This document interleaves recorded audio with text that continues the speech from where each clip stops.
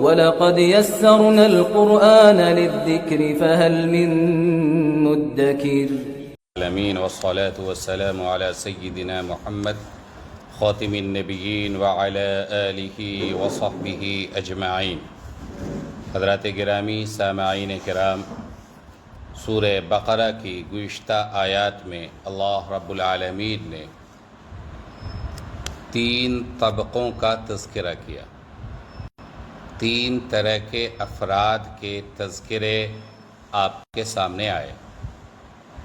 سب سے پہلے اہل ایمان کے بارے میں بتایا گیا، جو اللہ پہ، آخرت پر ایمان رکھتے ہیں، قرآن کریم اور دیگر کتابوں پر ایمان لاتے ہیں، نماز قائم کرتے ہیں، زکوٰۃ ادا کرتے ہیں، اللہ تعالی نے جو بھی دولت، جو بھی رزق، جو بھی عطا کیے ہیں، ان تمام چیزوں سے خرچ کرتے ہیں اللہ کے راستے میں۔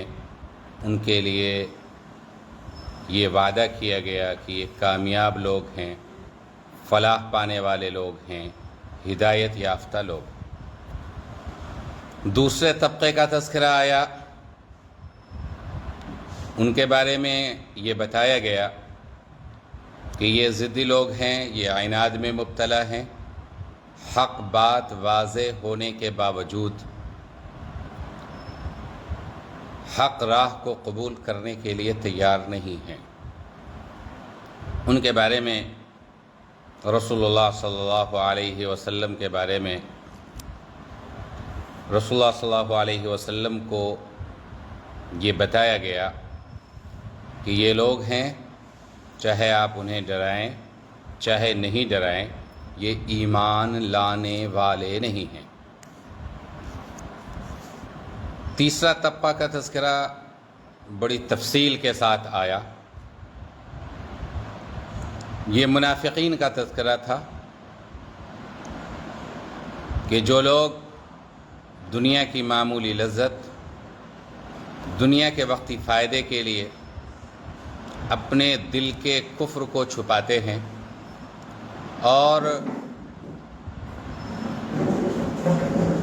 اپنے کو یہ ظاہر کرتے ہیں کہ وہ صاحب ایمان ہیں،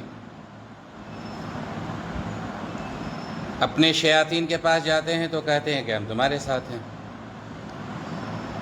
ایمان والوں کے ساتھ ہوتے ہیں تو کہتے ہیں کہ ہم آپ کے ساتھ ہیں۔ یہاں بھی دھوکہ، وہاں بھی دھوکہ۔ تو ان کے بارے میں بتایا گیا کہ یہ اندھے ہیں، یہ بہرے ہیں اور یہ گونگے ہیں،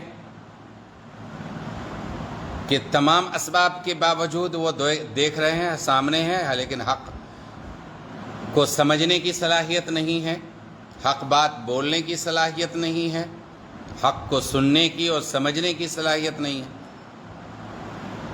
ان تینوں طبقے کا تذکرہ آ چکا، تو اب پوری انسانیت کو خطاب کیا جا رہا ہے ان آیات میں۔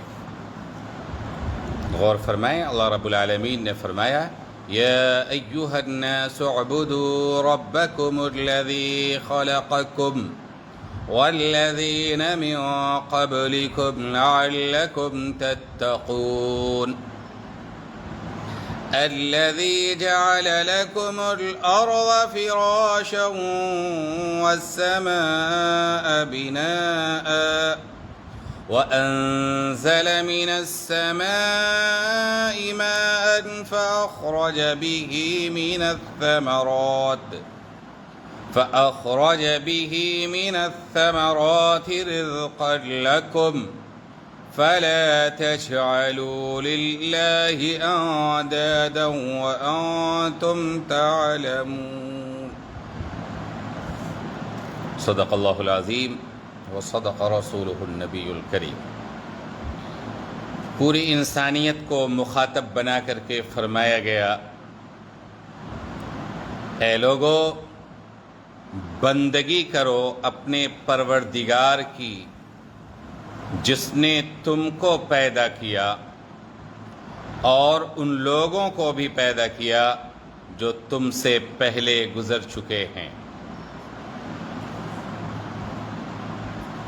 لعلکم تتقون، تاکہ تم لوگ پرہیزگار بن جاؤ۔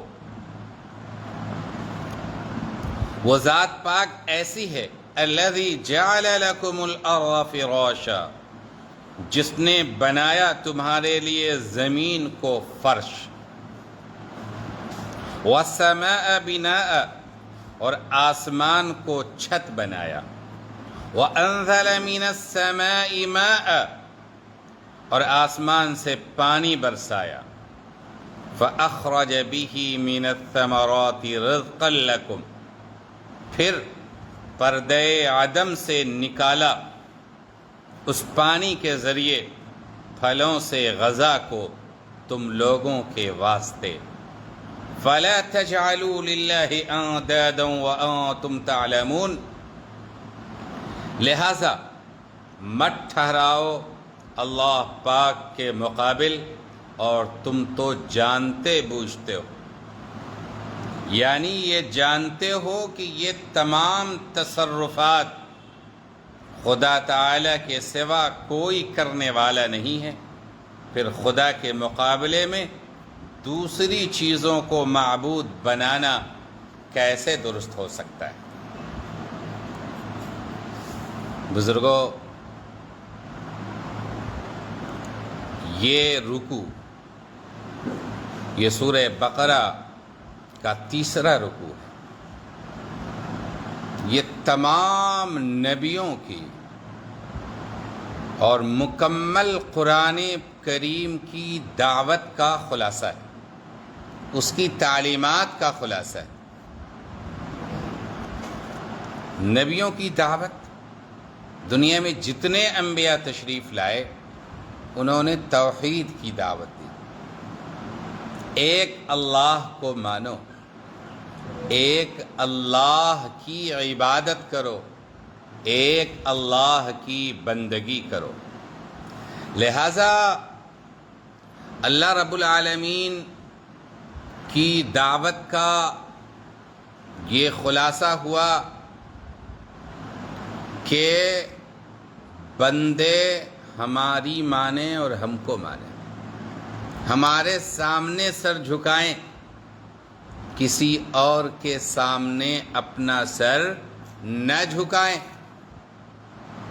ان آیات میں بھی اللہ تعالی نے یہی فرمایا، یا ایھا الناس اعبدوا ربکم، اے لوگو بندگی کرو اپنے رب کی۔ تو بندگی اور ربوبیت یہ دونوں چیزیں ایک دوسرے کے ساتھ جڑی ہوئی۔ ایک بزرگ نے فرمایا کہ اگر انسان عبادت اور ربوبیت کے مفہوم کو سمجھ لے تو کبھی اللہ کی نافرمانی نہیں کرے گا۔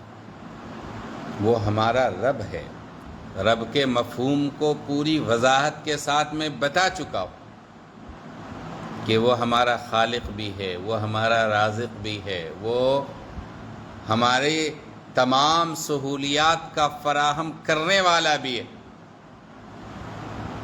وہ رازق بھی ہے۔ تو یہ تمام صفات کس کے اندر شامل ہیں؟ ربوبیت کے اندر۔ تو اس لیے اللہ تعالی نے فرمایا، یا ایھا الناس اعبدوا ربکم، اے لوگو اپنے رب کی عبادت کرو، اسی کی بندگی کرو، اسی کا کہا مانو، اسی کے سامنے سر جھکاؤ، اسی کے سامنے سجدے کرو، کیونکہ وہ رب ہے، اور جو رب ہوتا ہے وہ مالک ہوتا ہے، وہ پروردگار ہے، سارا کچھ اسی کا دیا ہوا ہے۔ وہ ایسا رب ہے کہ الذی خلقکم، جس نے تمہیں پیدا کیا، تمہارا کوئی وجود نہیں تھا، عدم سے وجود عطا کیا، اور پھر تمہارے وجود کو پختہ کیا۔ تو سب سے بڑا احسان اسی کا ہے، اس محسن کا شکر نہیں ادا کرو گے تو کس کا ادا کرو گے؟ یہ خلاصہ ہے تمام نبیوں کی دعوت کا بھی اور خود قرآن کریم کی دعوت کا بھی یہی خلاصہ ہے، ایک اللہ کی عبادت کی جائے، وحدانیت۔ پورے اسلام کا خلاصہ اگر ایک لفظ میں بیان کرنا ہو تو وہ کیا ہے؟ توحید۔ اب ہوا یہ کرتا تھا اور آج بھی ہوتا ہے کہ اگر کسی کو بتائیں کہ بھئی ایک اللہ کی عبادت کرو، وہ اللہ تمہارا خالق ہے، تمہارا رازق ہے، تمہارا پیدا کرنے والا ہے، تمہیں روزی عطا کرنے والا ہے، تمہارے تمام بگڑیوں کو بنانے والا ہے، تمہیں تمام سہولیات عطا کرنے والا ہے، صحت و عافیت عطا کرنے والا ہے، اولاد عطا کرنے والا ہے، سب کچھ اسی کا دیا ہوا ہے، تو اسی کی عبادت کرو۔ تو انسان اس جذبے کو، اس تأثر کو ٹالنے کے لیے فوراً یہ کہتا ہے کہ یہ تو ہمارے باپ دادا ہی سے ہوتا چلا آ رہا، بھئی ایسا کیوں کرتے ہیں؟ غیر اللہ کی پرستش کیوں کرتے ہیں؟ مورتی پوجن کیوں کرتے ہیں؟ دوسروں کے سامنے سجدہ کیوں کرتے ہیں؟ استھانوں پہ ماتھا کیوں ٹیکتے ہیں؟ تو اس کا ایک ہی جواب ہوتا ہے کہ یہ تو ہمارے باپ دادا سے ہوتا چلا آ رہا، یہ تو نسلاً بعد نسلن ہوتا چلا آ رہا۔ تو اس کا جواب اللہ رب العالمین نے دیا کہ وہ تمہارا بھی خالق ہے، والذین من قبلکم، اور تم سے جو پہلے ہیں انہیں بھی پیدا کرنے والا ہے۔ اگر وہ راہ راست سے بھٹک رہے، وہ سچائی تک نہیں پہنچ سکے، وہ ہدایت یافتہ نہیں ہو سکے، ہدایت کی راہ نہیں پا سکے، تو وہ ان کا قصور تھا۔ ان کے قصور میں آپ کو شریک نہیں ہونا ہے، آپ کو خود اپنی عقل کا استعمال کرنا ہے، اپنے شعور و تدبر کا استعمال کرنا ہے، اور اللہ کی دی ہوئی عقل، شعور، تدبر، علم اور صلاحیتوں کو استعمال کرتے ہوئے راہ راست تک پہنچنا ہے۔ اسی لیے فرمایا والذین من قبلکم، تمہیں بھی پیدا کیا، اور جو تم سے پہلے ہیں، جو تمہارے پروج ہیں، جو تمہارے باپ دادا ہیں، جو تم سے پہلی نسلیں گزر چکی ہیں، سب کو اللہ نے پیدا کیا۔ لہٰذا شرک اختیار کرنے کے لیے یہ کہنا کہ یہ ریتی رواج ہے، یہ ہمارے باپ دادا سے چلا آ رہا ہے، یہ غلط ہے۔ کیوں؟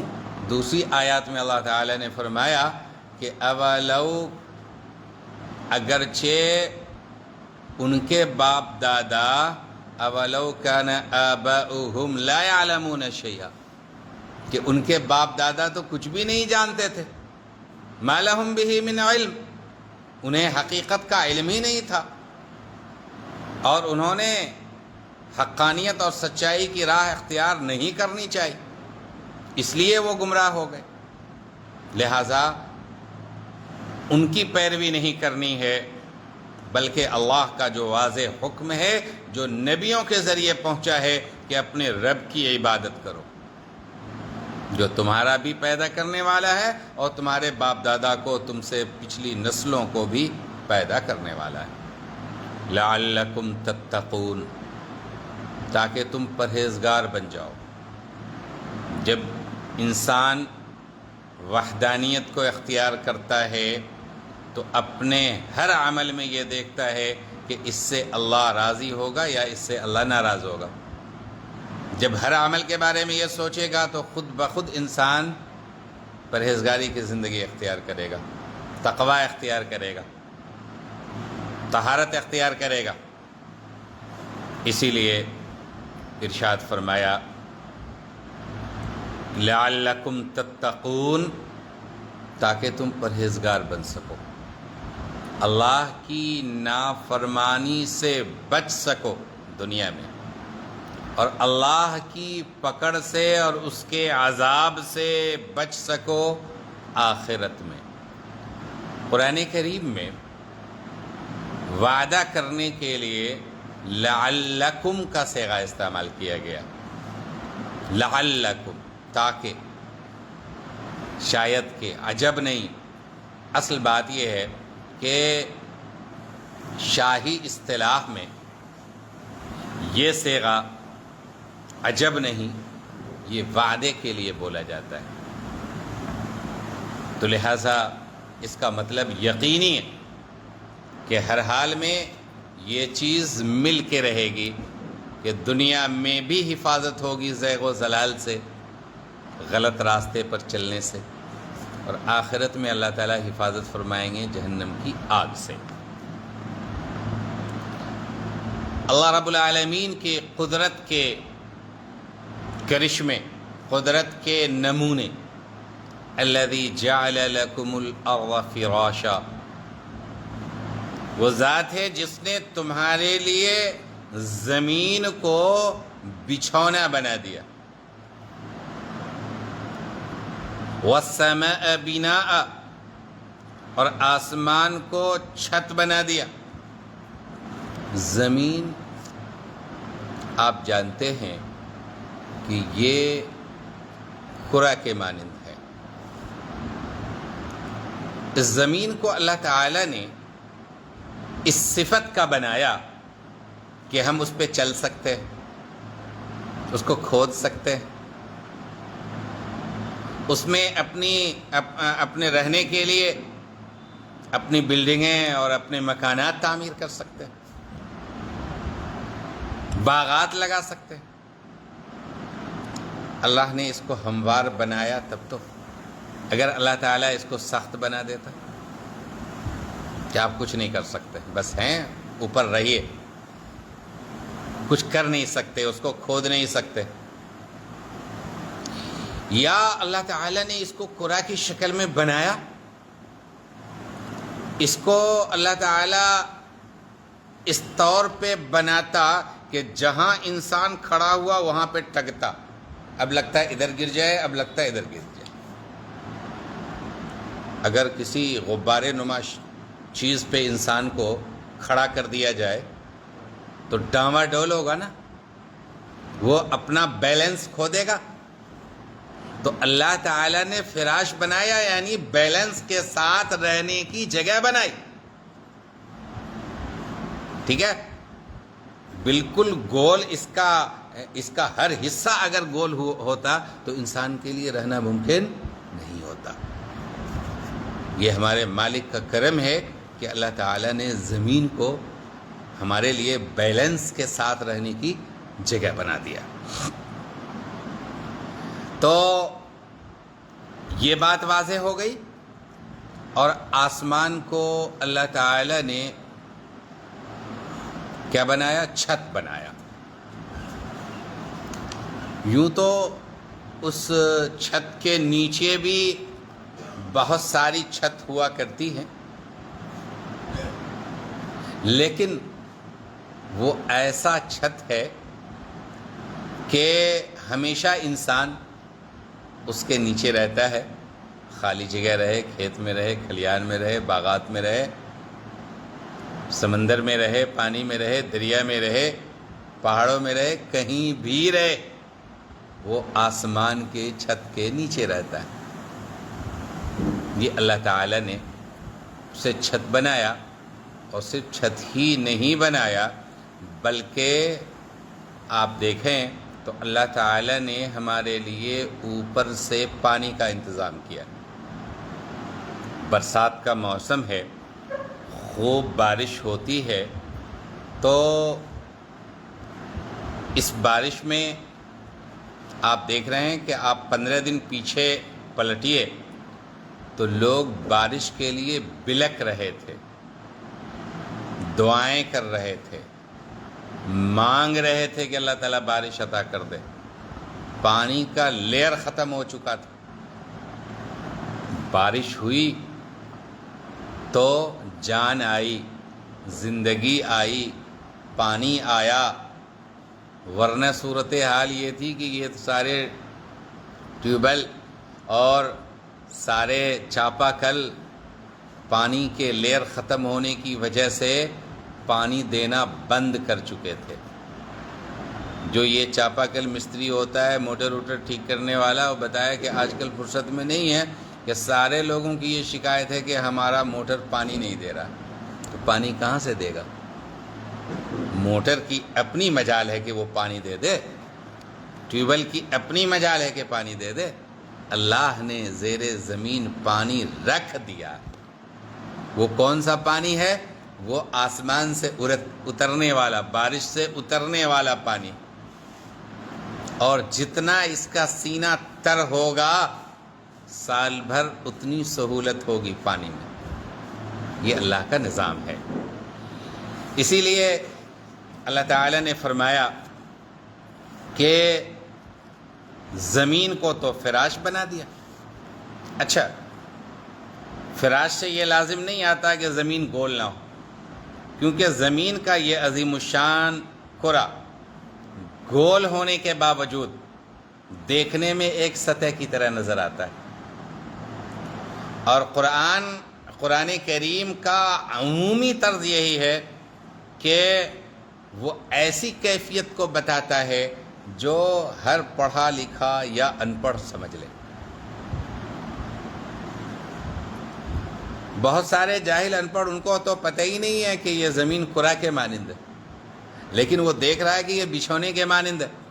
تو جو چیز نظر آ رہی ہے قرآن کریم اس کو بتاتا ہے تاکہ ہر ایک کے لیے سمجھنا آسان ہو سکے۔ اور آسمان کو یہ ایک مزین چھت بنا دیا، اور تیسری نعمت یہ ہے کہ آسمان سے پانی برسایا۔ پانی آسمان سے برسانے کے لیے ضروری نہیں ہے کہ بادل کا واسطہ درمیان میں نہ ہو، بلکہ عرب محاورے میں اوپر سے آنے والی ہر چیز کو آسمان سے آنے والی چیز بولتے ہیں۔ اوپر سے آنے والی چیز کو کیا بولتے ہیں؟ آسمان سے اترنے والی چیز۔ اور چوتھی نعمت یہ بتایا کہ اس پانی کے ذریعے پھل پیدا کیا، اور پھلوں سے انسانوں کی غذا پیدا کیا۔ تو اس میں آپ دیکھیں کہ اللہ تعالی نے جن صفات کو بیان کیا ان میں پہلی 3 صفتیں تو ایسی ہیں جس میں انسان کی کسی کوشش کا کوئی دخل نہیں، بلکہ انسان کے وجود کا بھی دخل نہیں۔ بیچارے انسانوں کا نام و نشان بھی نہیں تھا جب اللہ تعالی نے زمین کو پیدا کر دیا، آسمان کو پیدا کر دیا، اور بادل اور بارش اپنا کام کر رہے تھے۔ اس کے متعلق زمین، آسمان، بارش اور بادل کے بارے میں کسی بے وقوف سے بے وقوف انسان کو بھی یہ شبہ نہیں ہو سکتا کہ اللہ کے علاوہ کوئی ان کاموں میں سے کسی کام کو کرتا ہے۔ اگرچہ اس طرح کی سوچ داخل کرنے کی کوشش کی جا رہی ہے، لیکن بہرحال انسان اخیر میں یہی اعتراف کرتا ہے کہ اوپر والے کا کرم ہوگا تب بارش ہوگی۔ اس کا اعتراف کرتا ہے۔ اب یہ ہے کہ دیوتا اور بھگوان الگ الگ بنا لیے ہیں، لیکن وہ بھی جانتے ہیں کہ اصل کام اللہ رب العالمین کا ہے۔ البتہ آگے فرمایا کہ اللہ تعالیٰ نے پھل کو پیدا کیا، تو زمین سے پھل اور پھلوں سے انسانی غذا نکالنے کے بارے میں انسان یہ سمجھ سکتا ہے کہ اس میں تو ہماری کوشش کا دخل ہے، اس میں اللہ کا کیا انعام ہے۔ تو اس کو یہ سمجھنا چاہیے کہ ٹھیک ہے انسان کوشش کرتا ہے، لیکن اصل میں غلے پیدا کرنا، زمین میں دانہ ڈالا اور اس سے جو ہے کوپل کا نکلنا اور اس کا تنا اور شاخ بننا، اس پہ برگ و بار کا آنا، پھل پھول کا آنا، یہ سب اللہ رب العالمین کی کرشمہ سازی ہے۔ یہ سب اللہ کے حکم سے ہوتا ہے۔ سورہ واقعہ میں اللہ رب العالمین نے ارشاد فرمایا افأرأیتم ما تحرثون، ذرا بتاؤ یہ جو تم جو کھیتی کرتے ہو تو کھیتی کے تمام مراحل کو تم طے کرتے ہو یا ہم کرتے؟ اگر ہم چاہیں تو سب کچھ ہونے کے بعد بھی سب کو ختم کر دیں، تمہاری کھیتیاں سوکھ جائیں۔ ہم چاہیں تو یہ شاخ کھڑی رہ جائے اور اس میں پھل نہ آئے، ہم چاہیں تو پھول آئے لیکن پھل نہ آئے، اور ہم چاہیں تو پھل بھی آئے اور پھول بھی آئے اور ایسا پالا پڑے کہ سب ختم ہو جائے۔ تو یہ بات واضح ہو گئی کہ انسان کی کوشش کیا ہے؟ معمولی ہے، اور اللہ کا انعام عظیم ہے۔ آپ دیکھیں کہ 20 دن قبل اگر کوئی کسان کوئی پھل کوئی سبزی لگانا چاہتا تو لاکھوں لاکھ خرچ کرنے کے باوجود بھی سینچائی کا ایسا انتظام نہیں کر سکتا تھا کہ اللہ تعالیٰ چند منٹوں کی بارش میں اتنی سیرابی کا انتظام کر دیتا ہے۔ یہ اللہ کا حکم ہے۔ تو انسان کی کوشش اور محنت کو درخت اگانے یا پھل نکالنے میں قطعاً کوئی دخل نہیں ہے، بلکہ اس کی ساری تدبیروں اور محنتوں کا حاصل کیا ہے؟ رکاوٹوں کو دور کرنا۔ یعنی انسان کا کام صرف اتنا ہی ہے کہ پیدا ہونے والے درخت کی راہ کی رکاوٹیں دور کرے، باقی تو اللہ کا نظام ہے، سب کچھ خود بخود ہوتا رہتا ہے۔ اب آپ دیکھیں کہ جنگل میں درخت ہے، پھول ہے، پیڑ پودے ہیں، انسان کیا کرتا ہے وہاں پہ؟ کچھ تو نہیں کرتا، لیکن اللہ کا نظام ہے کہ وہ ساری چیزیں ہوتی رہتی۔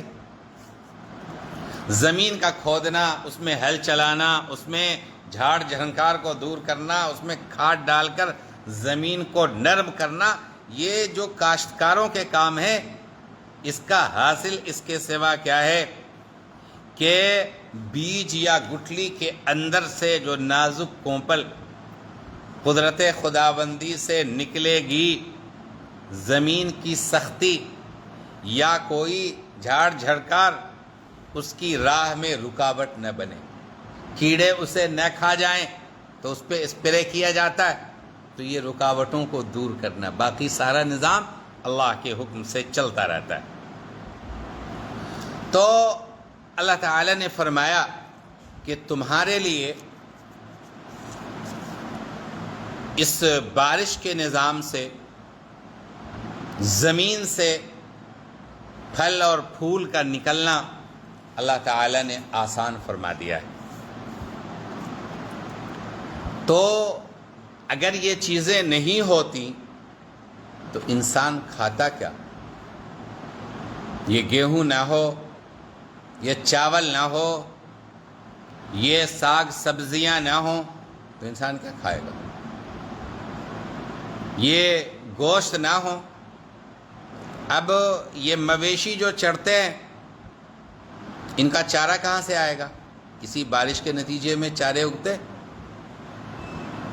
یہ جو مرغیاں ہیں یہ کیا کھاتی ہیں؟ یہ جو کچھ کھاتی ہیں اس میں بھی اسی بارش کا دخل ہے۔ تو اللہ کا نظام یہ ہے کہ تمہارے رزق کے لیے کائنات کے ایک بڑے سسٹم کو کھڑا کر دیا، اور یہ چیزیں تمہیں ملتی جاتی۔ میں نے تفصیل سے بتایا تھا کہ یہ جو ہمارے پاس صاف ستھرا پانی آتا ہے یہ کہاں سے آتا ہے؟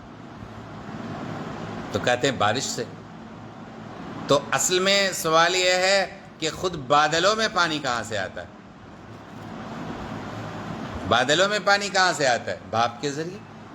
یہ بھاپ اٹھتا کہاں سے ہے؟ سمندروں سے۔ تو سمندر کا پانی تو کھارا ہے، آپ ایک گھونٹ پانی نہیں پی سکتے سمندر کا، تو یہ میٹھا پانی آپ کو کیسے مل گیا؟ یہ ریفائن کا سسٹم اللہ رب العالمین کا بنایا ہوا ہے کہ ایک دم کھارا نمکین پانی سمندر میں. یہ نمکین اس لیے بنایا کہ یہ پانی ہزاروں اور لاکھوں سال محفوظ رہے. میٹھا پانی محفوظ نہیں رہ سکتا، وہ سڑ جائے گا، وہ بدبودار ہو جائے گا، وہ پینے کے قابل نہیں رہے گا. تو اللہ نے نمکین بنایا اور اس کے اوپر سورج کو مسلط کر دیا کہ اس کی گرمی، اس کی تمازت سورج کی کرنوں کے پڑنے کی وجہ سے بھاپ اٹھتا ہے. اچھا، اللہ رب العالمین نے یہ نظام جو بنایا، آپ کو تو پتہ ہے کہ ایک چھوٹا سا حصہ زمین کا ہے، زیادہ تر حصہ کیا ہے؟ پانی ہے، سمندر ہے. تو اس پہ دھوپ پڑتی ہے، بادل بنتا ہے، اوپر جاتا ہے، اوپر جا کے وہ بادل بنتا ہے. اچھا، یہ بادل یہ پانی کا خزانہ ہے، لیکن یہ ہر جگہ نہیں برستا. اگر انسان نظام قدرت کو ڈسٹرب کرتا ہے تو کبھی کبھی بادل پھٹ جاتے ہیں، اور جب بادل پھٹتا ہے نا تو پھر صورتحال کیا ہوتی ہے؟ صورتحال یہ ہوتی ہے کہ پوری کی پوری آبادی دہا جاتی. تو یہ اللہ تعالیٰ نے سارا انتظام آپ کے رزق کے لیے کیا ہے، تو آپ کی کیا ذمہ داری ہے؟ وَلَا تَجْعَلُوا لِلَّهِ أَنْدَادًا وَأَنْتُمْ تَعْلَمُونَ. لہذا تم اللہ کے ساتھ کسی کو شریک مت ٹھہراؤ، کسی کو مقابل مت بناؤ، اور تمہیں تو پتہ ہے کہ اللہ کا کوئی شریک نہیں، اللہ کا کوئی مقابل نہیں ہے، اللہ کا کوئی ہمسر نہیں ہے. تم جانتے ہو، تو جانتے بوجھتے ہوئے ایسا اقدام کرنا انسان کی انسانیت کو ڈیمیج کرنے والی چیز ہے. لہٰذا باز آنا چاہیے اور ایک اللہ کی عبادت کرنی چاہیے، اسی کی بندگی کرنی چاہیے، اسی کے سامنے سر جھکانا چاہیے. اب یہ سمجھنا ہے کہ عقیدہ توحید کو قرآن کریم میں بڑی اہمیت کے ساتھ بیان کیا گیا اور بار بار بیان کیا گیا. اس کی وجہ کیا ہے؟ عقیدہ توحید جو اسلام کا سب سے پہلا بنیادی عقیدہ ہے، یہ صرف ایک نظریہ نہیں بلکہ انسان کو صحیح معنوں میں انسان بنانے کا واحد ذریعہ ہے، جو انسان کی تمام مشکلات کا حل ہے اور ہر حالت میں اس کے لیے پناہ گاہ ہے، ہر غم و فکر میں اس کے لیے غم گسار ہے. عقیدہ توحید کا حاصل یہ ہے کہ اس کائنات میں جو کچھ بھی ہو رہا ہے نا، صرف ایک اللہ کے حکم سے ہو رہا ہے. علامہ اقبال نے کہا نا، یہ ایک سجدہ ہے جسے تو گراں سمجھتا، گراں مطلب مشکل بھاری، یہ ایک سجدہ ہے جسے تو گراں سمجھتا ہے، ہزار سجدوں سے آدمی کو دلاتا ہے نجات. تو یہ ہزار سجدوں سے آپ کو نجات دلا رہا ہے. لہذا ہمیں اس عقیدے پہ اللہ کا شکر ادا کرنا چاہیے، اسلام کی نعمت پہ اللہ کا شکر ادا کرنا چاہیے. آپ جتنا شکر ادا کریں گے، اللہ رب العالمین آپ کے لیے اتنے اسباب کو اور رحمتوں کو آپ کی جانب متوجہ کرے گا. جب وحدانیت کا سبق مکمل ہو گیا تو آگے رسالت، اور رسالت کی بنیاد قرآن کریم. اس کے بارے میں اللہ رب العالمین فرماتے ہیں وَإِن كُنتُمْ فِي رَيْبٍ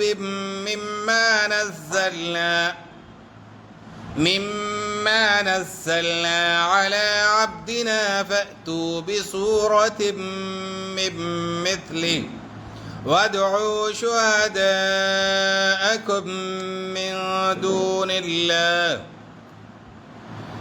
من دون الله إن كنتم صادقين.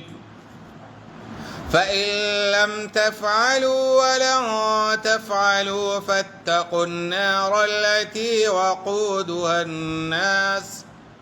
وقودها الناس والحجارة أعدت للكافرين.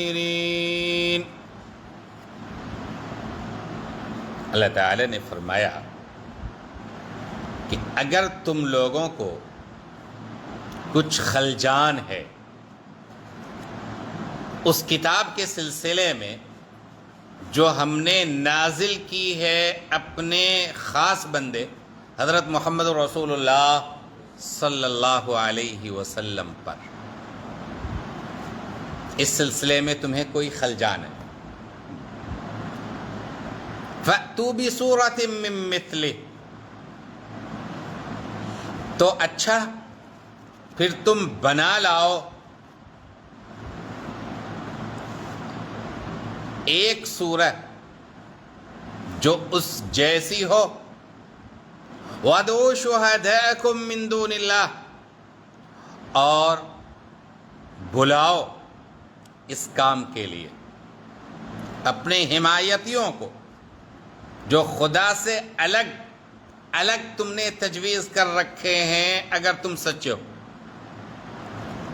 فَإِن لَّمْ تَفْعَلُوا، اگر تم یہ کام نہ کر سکو، وَلَن تَفْعَلُوا، اور قیامت تک بھی نہ کر سکو گے، تو پھر ذرا بچتے رہیو دوزخ سے جس کا ایندھن آدمی اور پتھر ہیں اور تیار رکھی ہوئی ہے کافروں کے لیے۔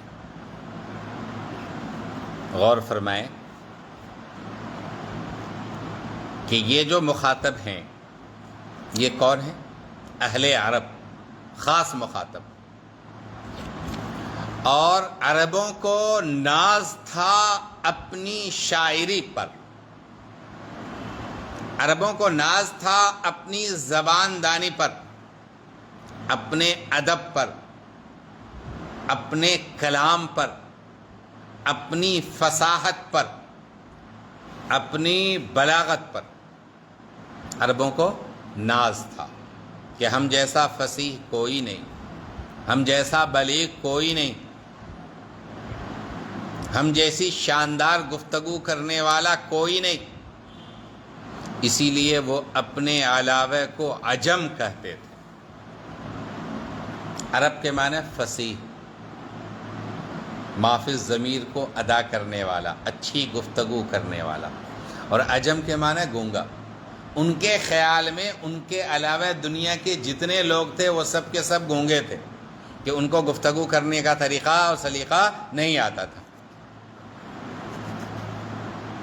تو انہیں چیلنج کیا گیا، اور چیلنج کن کی طرف سے کیا گیا؟ اللہ کی طرف سے کیا گیا۔ اللہ تعالیٰ نے انسان کے شک و شبہ کو دور کرنے کے لیے چیلنج دیا کہ اگر تم کو شک ہے، خلجان ہے اس کلام کے سلسلے میں جو ہم نے نازل کیا اپنے نبی جناب محمد رسول اللہ صلی اللہ علیہ وسلم پر،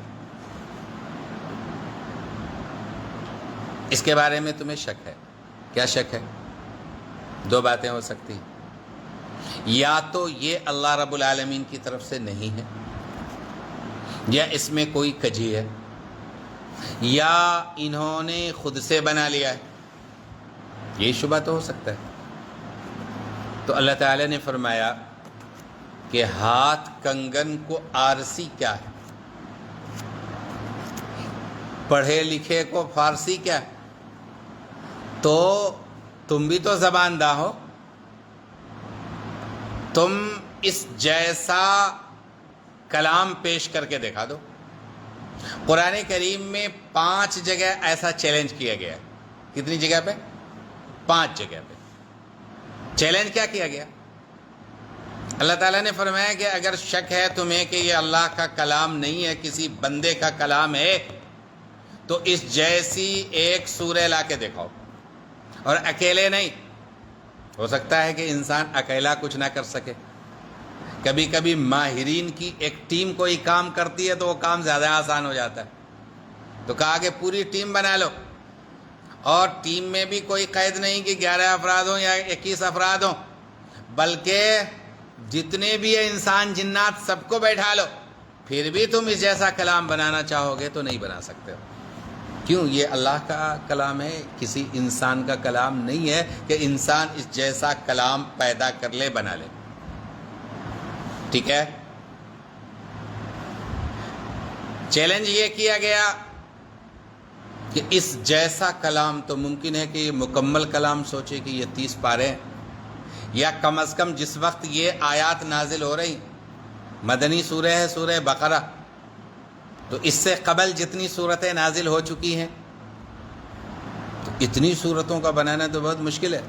تو اللہ تعالیٰ نے کہا کہ ایک سورہ بنا لو، اور سورہ بھی کوئی ضروری نہیں ہے کہ اس میں 50 یا 100 آیتیں ہوں یا 200 آیتیں ہوں۔ سورہ بقرہ جیسی سورہ کوئی ضروری نہیں ہے۔ 3 آیتوں والی سورہ والعصر، انا اعطیناک الکوثر، 4 آیتوں والی قل هو اللہ احد، قل اعوذ برب الفلق، 5 آیتوں والی۔ تو جیسی چھوٹی صورتوں کے ذریعے بھی چیلنج دیا گیا کہ تم ایسی سورہ بنا کر کے پیش کرو۔ بلکہ اخیر میں تو یہ چیلنج کر دیا گیا کہ ایک آیت ہی کیوں نہ ہو، لے آؤ بنا کر کے۔ لیکن ظاہر ہے کہ یہ انسان کی بس کی بات نہیں تھی، انسان کی طاقت سے باہر کی چیز تھی۔ اللہ کے کلام جیسا انسانی کلام نہیں ہو سکتا۔ ہم اس کو پڑھتے ہیں قرآن کریم کو، قرآن کریم بھی ہے اور بخاری شریف بھی ہے، لیکن بخاری شریف کا کلام قرآن جیسا نہیں ہو سکتا، وہ نبی کا کلام ہے، حالانکہ وہ افصح العرب کا کلام ہے۔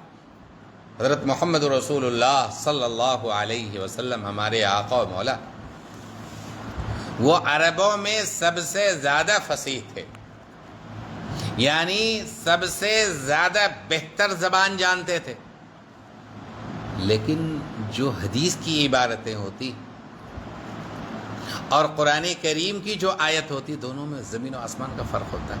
یہ اللہ کا کلام، حالانکہ وہ بھی وحی ہے، یہ بھی وحی ہے۔ میں نے وحی کے بارے میں بتایا تھا کہ وحی کی کئی قسمیں ہوتی۔ وحی اللہ کا حکم،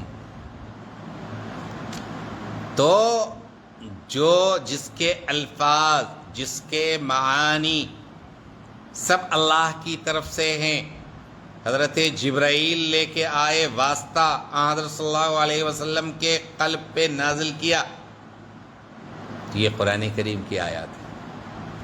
اور باقی جو احکامات ہیں، ایک مفہوم بتا دیا گیا، رسول اللہ صلی اللہ علیہ وسلم نے اسے اپنے الفاظ میں بیان کر دیا۔ تو بہرحال یہ کلام بہت اونچا ہے، کوئی انسان اس جیسا کلام، اس جیسی کوئی سورہ، اس جیسی کوئی آیت نہیں بنا سکتا ہے۔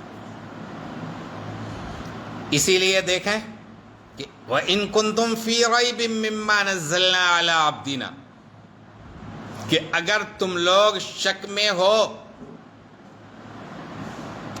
اس کلام کے سلسلے میں جو ہم نے اپنے خاص بندے حضرت محمد صلی اللہ علیہ وسلم پہ نازل کیا، فَأْتُوا بِسُورَةٍ مِّن مِّثْلِهِ، تو اس جیسی کوئی ایک سورہ لے آؤ۔ اچھا، یہ اولین خطاب تو عربوں سے ہے، مکہ اور مدینہ میں جو منکرین تھے ان سے ہے، لیکن یہ چیلنج پوری دنیا کے لیے، چونکہ اس سے قبل کی آیت ہے یا ایھا الناس اعبدوا، اے لوگو اللہ کی عبادت کرو۔ ناس میں پوری دنیا کے انسان شامل ہیں، اور یہی فرق ہے حضرت محمد رسول اللہ صلی اللہ علیہ وسلم کی دعوت اور دیگر انبیاء کی دعوت میں۔ دیگر انبیاء کرام جو بلاتے تھے تو وہ اپنی قوم کو بلاتے تھے، یا قومی یا قومی یا قومی، اے میری قوم اے میری قوم۔ حضرت موسیٰ اے میری قوم، حضرت عیسیٰ اے میری قوم، حضرت شعیب اے میری قوم۔ تو یہ سارے انبیاء کس کو بلاتے تھے، کس کو دعوت دیتے تھے، کس سے مخاطب ہوتے تھے؟ اپنی قوم سے۔ لیکن نبی آخر الزماں جناب محمد رسول اللہ صلی اللہ علیہ وسلم کی رسالت اور آپ کی نبوت پوری دنیا کے لیے ہے، پوری دنیا کے تمام انسانوں کے لیے ہے، لہٰذا یا ایھا الناس کہا جا رہا ہے۔ تو یہ چیلنج بھی پوری انسانیت کے لیے ہے۔ تو اس میں چیلنج کے بعد یہ بھی کہا گیا کہ اگر تم نہ کر سکو اور ہرگز نہیں کر سکو گے، چونکہ اللہ کے علم میں ہے کہ کوئی انسان اللہ کے جیسا کلام نہیں بنا سکتا ہے، فاتقوا النار التی، تو تم اس آگ سے ڈرو جس میں ایندھن بنایا جائے گا، الناس، لوگوں کو، منکر جو ہیں، جو مشرک ہیں، جو اللہ کے نافرمان ہیں، جو اللہ کے باغی ہیں، انہیں، والحجارہ، اور پتھر۔ تو پتھر کو کیوں بنایا جائے گا؟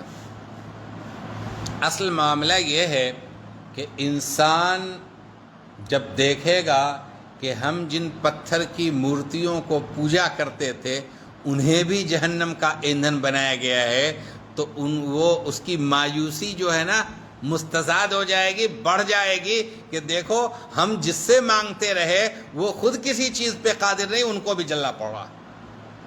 تو عام طور پہ عرب کیا کرتے تھے، اور آج بھی کیا صورتحال ہے، پتھر کی مورتی بناتے ہیں۔ اپنے معبودوں کو جو منقش کرتے ہیں وہ پتھر پہ، پہلے تو پہاڑ پہ بنا دیتے تھے اور وہیں پوجا کرنا شروع کر لیتے تھے۔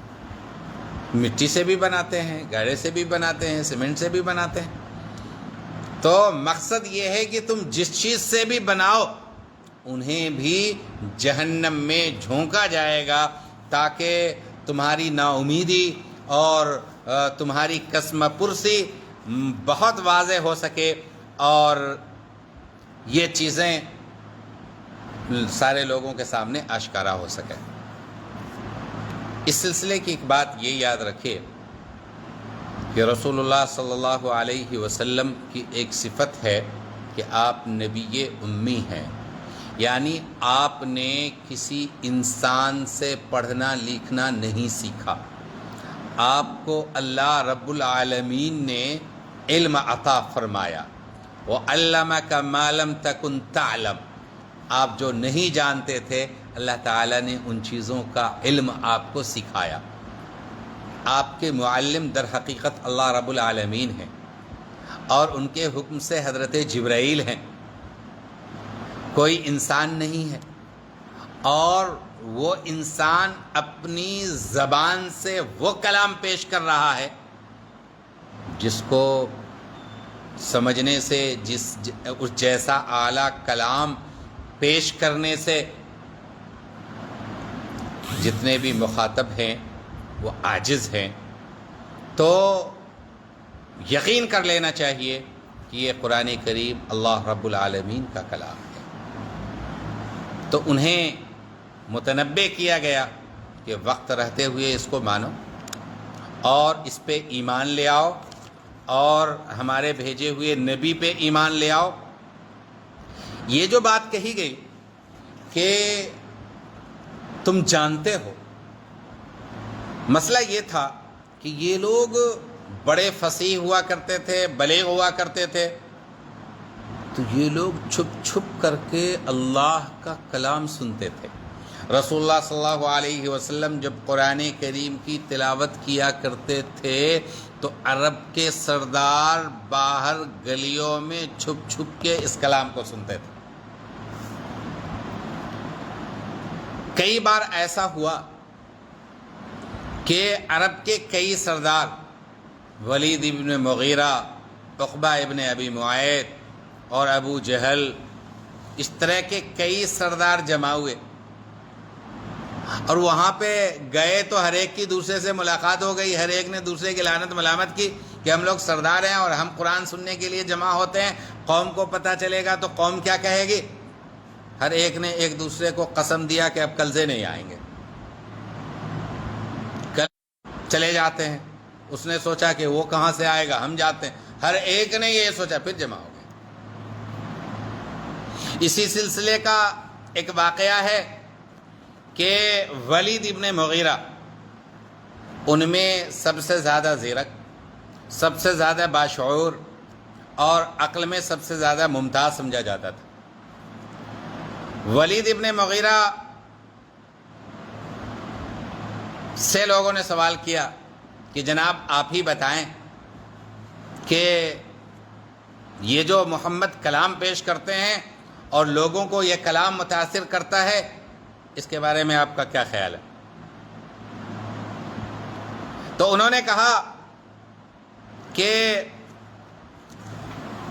اس میں پریشان ہونے کی کیا بات ہے کہ لوگ یہ کہیں گے کہ محمد صلی اللہ علیہ وسلم معاذ اللہ مجنون ہیں، ان کا کلام جو ہے مجنونوں کے بڑھ ہے۔ ولید ابن مغیرہ نے کہا نہیں، ہرگز نہیں، ایسا تم نہ کہنا، کیونکہ یہ لوگ جب ان کے پاس جائیں گے، ان سے ملاقات کریں گے، گفتگو کریں گے، ان کو فصیح و بلیغ پائیں گے تو انہیں یقین ہو جائے گا کہ تم جھوٹ بول رہے ہو، محمد صلی اللہ علیہ وسلم سچ بول رہے ہیں۔ پھر کچھ لوگوں نے کہا کہ اچھا ہم کہیں گے کہ یہ شاعر ہے۔ ولید نے منع کیا کہ نہیں مت کہنا، اس لیے کہ شاعر کا کلام تم نے بھی سنا، ہم نے بھی سنا۔ شاعروں کی حالت دیکھی، ان کی باتیں تو بے تکی باتیں ہوتی ہیں نا، ایران توران کی باتیں ہوتی ہیں، تو شعر و شاعری کے ماہر انہیں یقین ہو جائے گا کہ یہ شعر نہیں ہے اور نہ آپ شاعر ہیں۔